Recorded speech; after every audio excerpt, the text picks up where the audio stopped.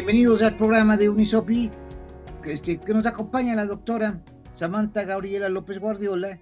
Y bueno, hemos estado platicando sobre diferentes temas, que los invito a que los vean, sobre algunas sentencias de la Corte Interamericana de Derechos Humanos, sobre el sistema de los Estados Unidos de América, cómo se configura, cómo se eligen los jueces, cómo son las sucesiones allá en algunos estados. Y bueno, básicamente hemos visto estas cuestiones y ahora nos quería platicar la doctora, estaba yo platicando con ella anteriormente sobre el sistema interamericano de derechos humanos, cómo funciona en general este sistema.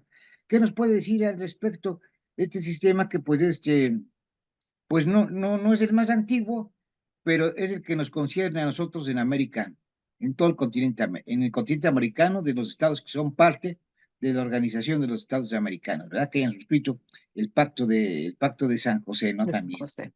La escuchamos, doctora, muchas gracias por haber venido al programa. Muchísimas gracias, gracias a usted y a su amable auditorio, doctor. Bueno, pues un poquito de antecedentes es necesario mencionar que en 1946 los estados americanos se reúnen y reconocen esta necesidad de unirse como pueblos americanos, me refiero de México, Centroamérica y Sudamérica, con el objetivo principal de buscar el orden, la paz y la justicia, fomentar la solidaridad, robustecer la colaboración y defender la soberanía, su integridad territorial y su independencia. Luego entonces es así que en 1948 se aprueba la Carta de la OEA y la Declaración de los Deberes y Derechos del Hombre para este continente. Y en 1959 se crea la Comisión Interamericana de Derechos Humanos, que este es el organismo justamente sobre el cual se va a sustentar el sistema interamericano. El sistema interamericano está compuesto por la Comisión y por la Corte Interamericana de Derechos Humanos. Posteriormente, en 1969, se adopta lo que es el Pacto de San José, o también conocida como Convención Americana de Derechos Humanos. Este pacto es firmado, hoy en día ha sido signado por 35 estados independientes de las Américas y constituye el principal foro gubernamental, político, judicial y social de las Américas, del hemisferio. Y tiene también reconocidos 70 estados que tienen una colaboración, una observación permanente de todo lo que sucede en este hemisferio. Y también dentro de estos estados se encuentra también reconocida la Unión Europea como observador. Entonces, lo cierto es que los principales pilares de la Organización de Estados Americanos es la democracia, los derechos humanos, la seguridad y el desarrollo. Por lo menos esto es lo que se busca. ¿Por qué? Porque, bueno, pues estamos conscientes que en lo que es América Latina hemos tenido diversas dictaduras, aproximadamente 15 y las que se vayan sumando, ¿verdad? Entonces, somos una región que vivimos cierto número de siglos ocupados por España, por Portugal o por Francia después de la conquista de estos países a nuestras tierras, y posteriormente pues hemos vivido también una época convulsa respecto de nuestra forma de administración política, lo cual ha conllevado a tener situaciones adversas a lo que es el respeto a los derechos humanos principalmente. Y bueno, es por esto que este sistema lo que busca es justamente el reconocimiento y la defensa de los derechos humanos. Las funciones que tiene la Comisión Interamericana de Derechos Humanos son 4 funciones básicas. La primera es contenciosa, la segunda es consultiva, la tercera es que otorga medidas de provisionales para evitar que se continúe eh, la violación tanto de derechos humanos como la grave violación de derechos humanos. Y la suspensión de supervisión y cumplimiento de sentencias, ¿ok?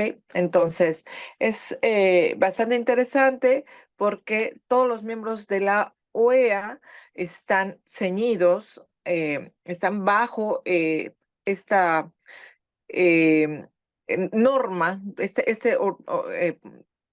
este convenio o convención de derechos humanos, y su objetivo justamente de esta convención es reconocer los derechos humanos que aplican en la región, que son reconocidos por los estados partes, los que han firmado la convención, y así como justamente el velar por la protección de estos derechos humanos. Entonces, que yo creo que esa es una de las partes sustantivas de esta convención, es decir, no nada más el fomentar el conocimiento en materia de derechos humanos de la población de los estados firmantes, sino también investigar los casos de violación y violaciones graves de derechos humanos. ¿Y por qué refiero la diferencia entre violación de derechos humanos y violación grave? Violación grave es cuando se da reiteradamente esta violación, como por ejemplo, en México, la pérdida de la vida de tantas personas, periodistas y defensores de derechos humanos, eso por el número de casos que han sucedido aquí en México se considera como una violación grave a derechos humanos. Entonces, es por eso que hago la diferencia entre violación y violación grave. Otro tema que es violación grave es justamente la violencia contra las mujeres, hoy en día también conocida como violencia de género. Bueno, entonces, refiriéndonos a las funciones de la Corte Interamericana, justamente esta función consultiva, bueno, lo que va a hacer está fundamentada en el artículo 64 de la Convención, y lo que va a referirse es de que los estados partes pueden consultar a la comisión y solicitarle que le aclare ciertos temas, que aclare los conceptos, porque a veces los conceptos, sobre todo jurídicos, pues tienden a ser un poco complicados y tienen doble o triple, por así decirlo, 2 o 3 formas de entender un mismo concepto. Entonces, es por eso que es importante que en algunos casos se le pida a la comisión que aclare, sobre todo en temas como, la convención misma, como tratados internacionales, etcétera, que aclare ciertos, puntos específicos para que podamos entender a qué se refiere cuando estamos hablando, por ejemplo, de tratados internacionales, por así decirlo, contra la tortura y penas o cuestiones inhumanas o degradantes, ¿no? Entonces, por ejemplo, ¿qué se conceptualiza como tratos y penas degradantes, ¿no? Entonces, es ahí cuando se solicita esta cuestión consultiva. También, como comenté, la cuestión contenciosa, que bueno, la función contenciosa es justamente resolver, eso le toca a la Corte Interamericana, resolver los casos de violación de derechos humanos. ¿Y cómo los va a resolver? Ya sea por una sentencia, porque la comisión estaría a cargo de un acuerdo amistoso. Si no se da un acuerdo amistoso, entonces pasa a la Corte Interamericana y entonces se dicta una sentencia. La Corte Interamericana no únicamente va a dictar la sentencia, sino que también va a darle seguimiento al cumplimiento de esa sentencia. Cabe mencionar que el Estado mexicano únicamente ha dado cumplimiento a una sola de las sentencias que ha dictado la Corte Interamericana en contra del Estado mexicano, y fue el caso Castañeda Guzmán, caso que conllevó la reforma electoral en México en el año 2006, y que a raíz de ello se reconocen las candidaturas independientes. Fuera de eso, de las 18 o 20 sentencias que tenemos que han sido emitidas en contra del Estado mexicano, todas se encuentran en proceso de cumplimiento, que por diversos motivos no se ha dado completo y total cumplimiento a todos los puntos resolutivos de estas sentencias.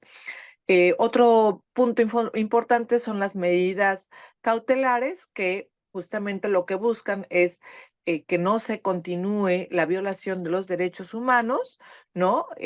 Tutelar, ¿no? Evitar que el daño irreparable, y obviamente busca prevenir que se continúe esa violación. El otro punto importante son lo que es la dimensión política de la comisión, que justamente lo que va a hacer es, entre otras cosas, observaciones y visitas in loco.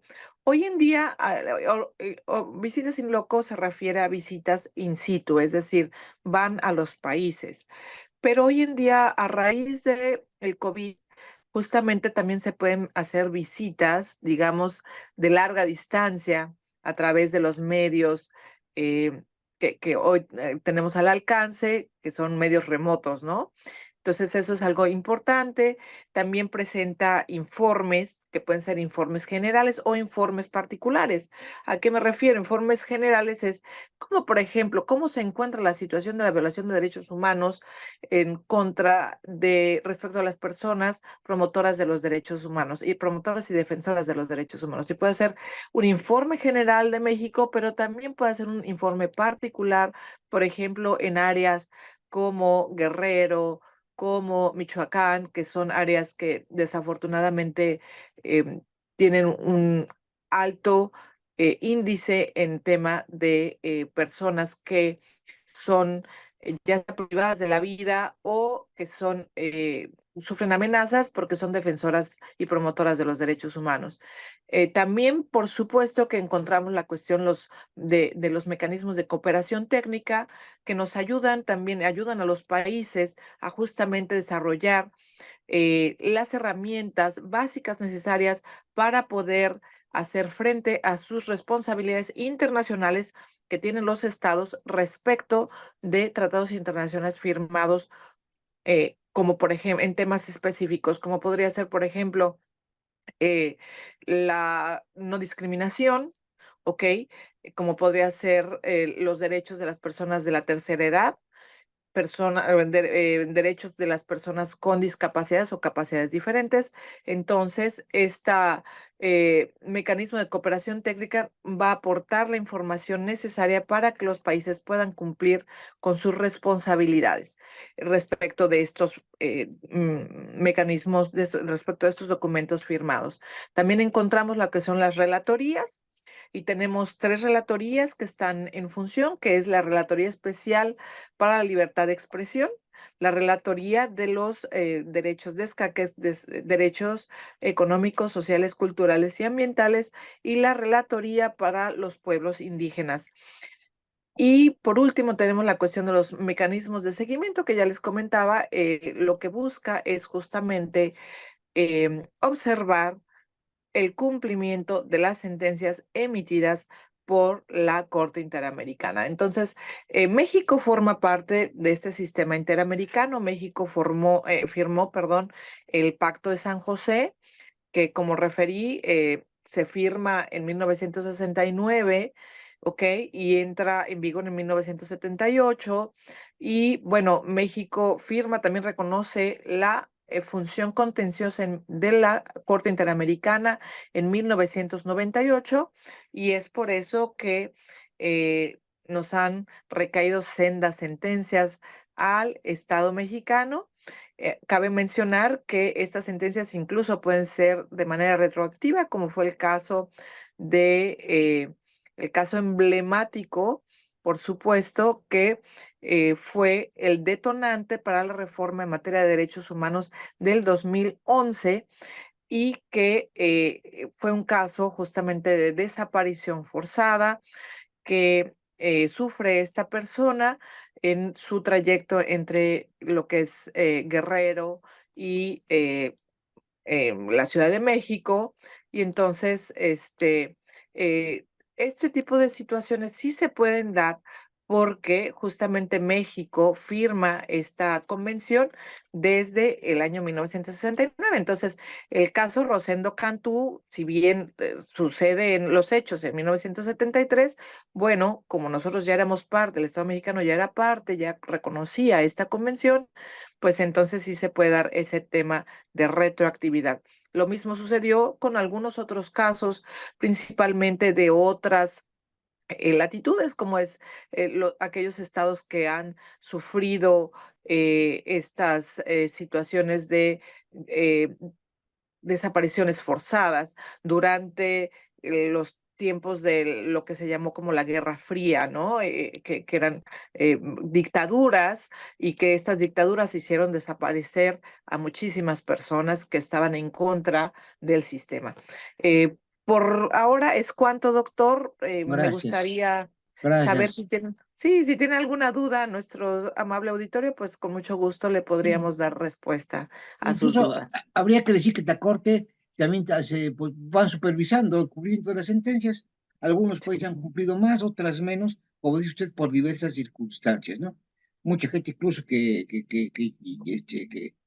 no se encuentra ya, que oportunamente fueron señalados como violadores o que es difícil determinar quiénes son específicamente estas personas. El de Castañeda Exactamente. Guzmán, bueno, se pudo porque era muy focalizado, que por cierto no le Sí. sirvió para nada en su momento, no le No, sirvió porque ya vino después, ¿no? En lo particular a él a él no, no le sirvió. a él no, pero considero que fue una reforma muy Sí, interesante porque, exacto, así bueno, es. ujú, nos permitió a partir de ahí verdaderamente ejercer completamente, plenamente nuestros derechos civiles y políticos en esa época. Hoy, desafortunadamente, quizá estamos ante otra situación. Pues se lo agradezco mucho, mucho, doctora, y nos vemos en el Claro, próximo doctor. programa para que continuemos platicando de estos temas que usted conoce. Gracias, Suscríbanse. doctor. Hasta luego, Hasta gracias. luego.